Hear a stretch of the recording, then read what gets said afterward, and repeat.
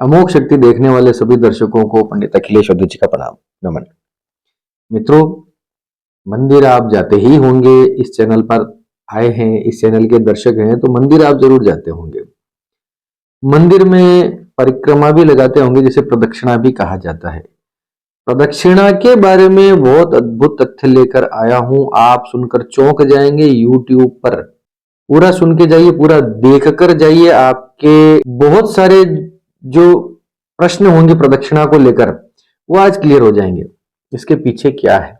प्रदक्षिणा दक्षिण दिशा की तरफ से यानी क्लॉकवाइज क्लॉकवाइज की जाती है किसी भी देवी या देवता के मंदिर की या किसी भी पूज्य एंटिटी की जो सम्माननीय हो, उसकी प्रदक्षिणा की जा सकती है। ठीक है। हमारे शरीर, अब ये तो आपने सुना होगा साइंटिफिकली कि हम जो है ऊर्जा से घिरे हुए हैं। एक ऑरा होता है हर व्यक्ति के, हर पिंड के, हर वस्तु के अगल बगल। ठीक है, ये साइंटिफिकली प्रूवन है, इसमें कोई नया नहीं है बताने के लिए, सब जानते हैं। वो ऑरा जो होता है, वो जो गति करता है, वो जो घूमता है, वो एक्चुअली वो साइंटिफिकली प्रूवन बातें कर रहा हूं। आप इंटरनेट पे ये तो ढूंढ सकते हैं। ऑरा जो होता है, ऑरा जो मूव करता है वो राइट टू लेफ्ट की तरफ करता है। ये राइट है जैसे, तो ये लेफ्ट है, तो राइट से लेफ्ट की तरफ यानी क्लॉकवाइज वो जो है मूव करता है ऑरा। प्रत्येक मूर्ति का जो ऑरा होता है वो भी दक्षिण से उत्तर की तरफ और फिर पूर्व की तरफ, फिर दक्षिण की तरफ, फिर पश्चिम की तरफ, इस प्रकार से क्लॉकवाइज जो है वो घूमता है। प्रदक्षिणा के पीछे विज्ञान एक्चुअली यही है कि उसका जो तेज है, मूर्ति का जो तेज है, वो जिस दिशा में गति कर रहा है उसके पैरेलल गति में, उस गति के अनुसार ही आप भी वो प्रदक्षिणा जब आप करते हैं तो आपका ऑरा वो शुद्ध होने लगता है। अब ऑरा शुद्ध होने का मतलब क्या है कि रिलीजियस तरीके से अगर हम समझें तो इसका मतलब है कि आपके पाप धुल रहे हैं, जो आपने पाप किए हैं अभी के, पिछले जन्म के, इस प्रकार से जो है आपको अपने पापों से क्षय की प्राप्ति होती है। आपके मलिन विचार, आपके अंदर की गंदगी वो साफ होती है प्रदक्षिणा करने से। ठीक है, ये सिंपल नियम। और प्रदक्षिणा हमेशा दक्षिण से ही शुरू होती है, यानी क्लॉकवाइज ही की जाती है। कभी भी किसी भी देवी या देवता की परिक्रमा उल्टी नहीं की जाती। एंटी क्लॉकवाइज परिक्रमा किसी की भी नहीं की जाती, भगवान शिव को छोड़कर। शिवलिंग की परिक्रमा आधी होती है, जहां पर वो जलहरी होती है, जहां पर भगवान की शिवलिंग जिस पर विराजमान होते हैं, जिसे योनि कहा जाता है, उसको क्रॉस नहीं किया जाता, उसको कभी भी लांघा नहीं जाता। जब आप मंदिर की परिक्रमा कर रहे हैं और ये शिवलिंग की जलहरी आ गई, यहीं से वापस लौट जाइए और यहां तक आ जाइए। तो इस प्रकार से आधी परिक्रमा भगवान शिव की, उसके पीछे भी साइंटिफिक रीजंस होते हैं। आप कहेंगे तो उसके ऊपर भी एक पर्टिकुलर वीडियो बना दूंगा। मुझे पता है कैसे होता है, क्या होता है, लेकिन विषय बड़ा हो जाए क्योंकि इसके बाद मुझे और बात भी करनी है। शंकर की आदि परिक्रमा करते हैं, बाकी हर देवी देवता की क्लॉकवाइज पूर्ण परिक्रमा की जाती है। ठीक, एक तो ये हो गया। उल्टी परिक्रमा किसी भी देवी देवता की नहीं की जाती। दूसरा एक और सिद्धांत बताता हूं, जब भी आप किसी मंदिर में जाएं तो बिना परिक्रमा किए वापस न लौटें, परिक्रमा करके ही वापस आना। आपने अपनी तरफ से मांग लिया, भगवान के सामने जब भी जाओगे मंगते भिखारियों की तरह वहां हाथ जाओगे, झोली फैलाए हुए जाओगे। कभी सोचा है कि अपने आप को शुद्ध करने के लिए मुझे क्या करना चाहिए? कभी ये कितने लोग मांगते होंगे कि मुझे भगवान सद्बुद्धि दो, मुझे अच्छी बुद्धि दो, मुझे मैं सबके लिए अच्छा सोचूं, मेरे मुंह से सबके लिए अच्छा निकले, मेरे मन में सबके लिए अच्छे भाव रहे। इस प्रकार से कितने लोगों के मन में, कितने लोग ये मांगते हैं भगवान से, हैं ऐसे। ये भी, मैं भी मान रहा हूं, आप बहुत अच्छे लोग हैं, मानता हूं, ऐसा सोचते भी, ये भी ठीक है। लेकिन भगवान से कितने लोग मांगते हैं कि प्रभु मुझे ऐसा बनाओ कि मैं सबके लिए अच्छा सोचूं, मुझे ऐसा बनाओ कि मेरे मुंह से अच्छी वाणी निकले, मुझे मेरी बुद्धि शुद्ध रहे, प्रत्येक नारी में मैं मां भगवती का स्वरूप देखूं, मां बहन को देखूं। ऐसी विद्या किसी को भी ऑफेंड करने का मेरा मूड नहीं है। बात का मर्म समझने का प्रयास कीजिएगा। कहने का तात्पर्य यह है कि हम बिना कुछ सोचे समझे मांगने में लग जाते हैं। मांगने का मतलब होता है ईश्वर देने को तैयार बैठा है, लेकिन देगा कब? जब आपके पास लेने की जगह होगी। लेने की जगह कब होगी? जब हमारे पाप धुलेंगे, जब हमारे पाप क्षय होंगे, तब तो हमें कुछ नया मिलेगा। हम लोग बरसों से तपस्याएं कर रहे हैं, भगवान का नाम ले रहे हैं, गुरु जी मैं ये भी करता हूं, मैं वो भी करता हूं, लेकिन मिलता नहीं है। मिलता इसलिए नहीं है मेरे दोस्त क्योंकि आपके पाप अभी पूर्ण रूप से क्षय नहीं हुए हैं, या जो चीज आप मांग रहे हैं उस चीज के अनुरूप उतना स्थान अभी आपके अंदर बना नहीं है। छोटा मोटा कोई चीज मिल जाएगा, क्योंकि छोटी मोटी पाप आपके धुल चुके हैं, उतनी जगह वहां पर हो चुकी है उस चीज को रखने के लिए। समझिएगा मैं क्या कहने का प्रयास कर रहा हूं। आपने 1 करोड़ रुपए मांगे तो 1 करोड़ रुपए मांगने की जितनी आपको अपनी योग्यता, अपनी सामर्थ्य आपको विकसित करनी पड़ेगी। वो कैसे होगी? जब आपकी पाप उस लेवल तक आप अपने पाप घटा लें। पाप कैसे घटा लें? बहुत सारे तरीके हैं, नाम जप हैं। परम पूज्य गुरुदेव बाबा जी महाराज श्री प्रेमानंद जी महाराज जो बोलते हैं, राम नाम जपो, नाम जपो, नाम जपो। नाम जप जो है इस कलयुग में सर्वश्रेष्ठ माध्यम है अपने पापों को क्षय करने का, अपने अभिष्ट प्राप्त करने का। नाम जप, नाम जप की विधि, इस पर एक डेडिकेटेड वीडियो बनूंगा, आनंद आ जाएगा आपको नाम जप के ऊपर। दूसरा, प्रदक्षिणा कर सकते हैं, अच्छे काम कर सकते हैं। प्रदक्षिणा के ऊपर बात हो रही है ना, तो प्रदक्षिणा करना अनिवार्य है। 1 कीजिए, 3 कीजिए, 7 कीजिए, 11 कीजिए। वैसे तो प्रत्येक देवता की अलग अलग प्रदक्षिणाएं उतनी संख्या में की जाती हैं, इस पर भी मैंने वीडियो बनाया। प्रदक्षिणा करना अनिवार्य है, ठीक है। उल्टी परिक्रमा नहीं करनी, परिक्रमा अवश्य करना चाहिए किसी भी पूज्य की, ठीक है। एक तो ये हो गया। अब आते हैं असली मुद्दे पर, जो बात मैं करना चाहता हूं इस वीडियो में मुख्य रूप से, जो आपने पहली बार सुनेंगे। स्वस्तिक का निशान जो आपने देखा है, एक्चुअली स्वस्तिक का निशान किस प्रकार से होता है पता है आपको? ये होता है प्रदक्षिणा का ज्यामितीय स्वरूप, प्रदक्षिणा का रेखांकन जो है वो स्वस्तिक का चिन्ह होता है। स्वस्तिक में मुख्य रूप से क्या होता है? चारों दिशाएं होती हैं, ठीक है। 4 दिशाएं, प्लस का निशान होता है, यानी एक वो, एक ये नीचे, एक इधर, एक इधर, तो चारों दिशाएं उसका रेखांकन होता है। एक बात और समझिए, हमारे सनातन शास्त्र में विज्ञान कहो, गणित कहो, ये भगवान हमारे सनातन के विषय हैं। भास्कराचार्य ने लीलावती लिखी है, बड़े बड़े विद्वान हमारे उसके अंदर हुए हैं। तो पाणिनि, आर्यभट्ट, ये हमारे ही तो हैं, और किसके हैं? हमारे सनातन शास्त्र में प्रत्येक विचार का, प्रत्येक शब्द का, प्रत्येक पिंड का, प्रत्येक स्थूल से सूक्ष्म आकृति का शब्द का कोई न कोई ज्यामिति स्वरूप या रेखांकन तय किया जाता है। उसी से हम प्रिडिक्ट कर सकते हैं। मूर्तियां जो है वो भी वास्तव में सूक्ष्म से स्थूल की परिक्रमा है।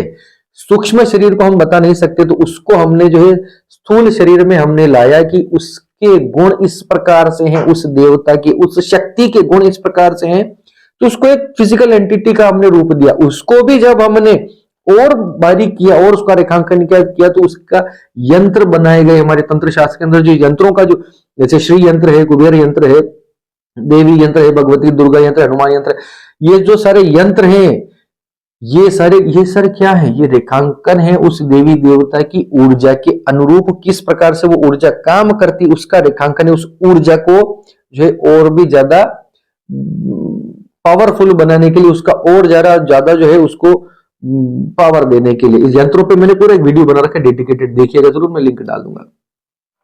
तो उसका रेखांकन किया जाता है। अब इसका एक छोटा सा उदाहरण और समझिए, जैसे गणित। अब आप कहोगे साहब ये क्या बकवास है, ये रेखांकन क्या?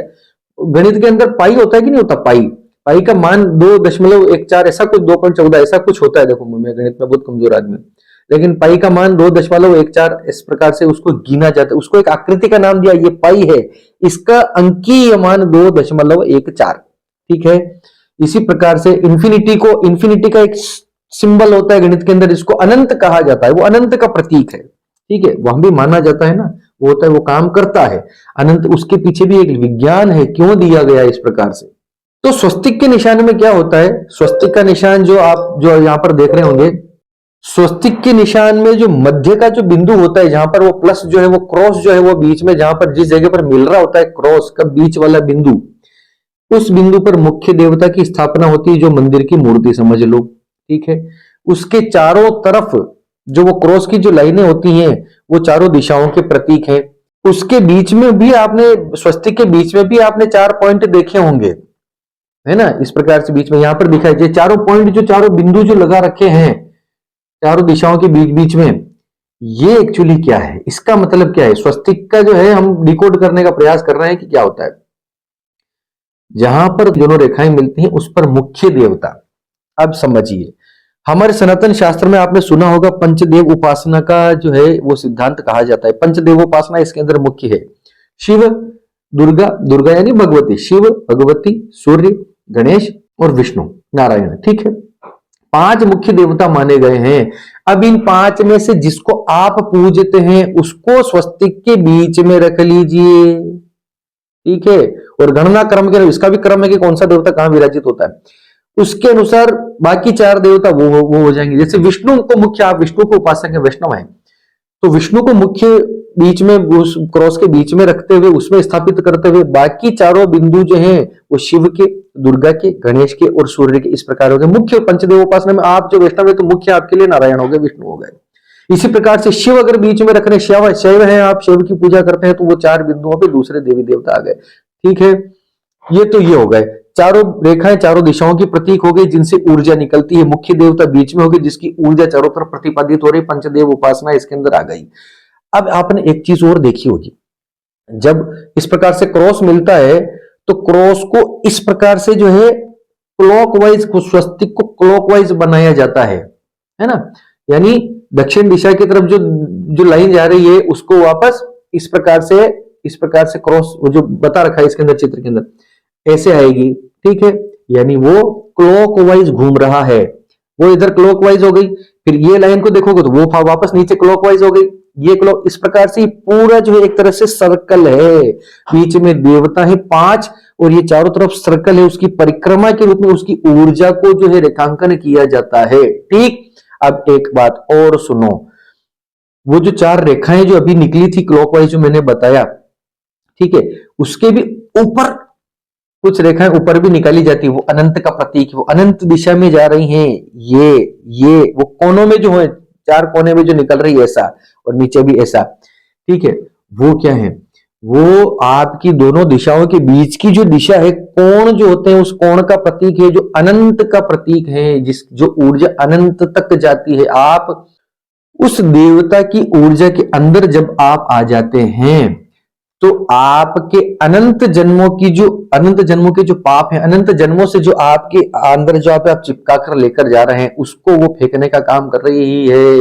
और आपने जो भी कर्म किए हैं, जो भी अच्छे काम आप कर रहे हैं, उसके लिए वो ऊर्जा जो है आपको अनंत शक्ति के साथ आपको तेजस्विता प्रदान करेगी। कुल मिलाकर बात यह है कि स्वस्तिक जो है पूर्णतः शुभ, सनातन, निरंतर। स्वस्तिक का अर्थ क्या है? स्वस्ति मतलब शुभ या मंगल या इष्ट। क्या का अर्थ होता है? करने वाला, यानी मंगल करने वाला। यानी स्वस्तिक का निशान जहां पर होता है, स्वस्तिक का रेखांकन जहां पर होता है किसी भी शुभ कार्य में, उसका प्रतीक इसी को माना जाता है कि वो एक शुद्ध ऊर्जा का प्रतीक है, उसके वहां पर नेगेटिव एनर्जी कोई भी रह नहीं सकती।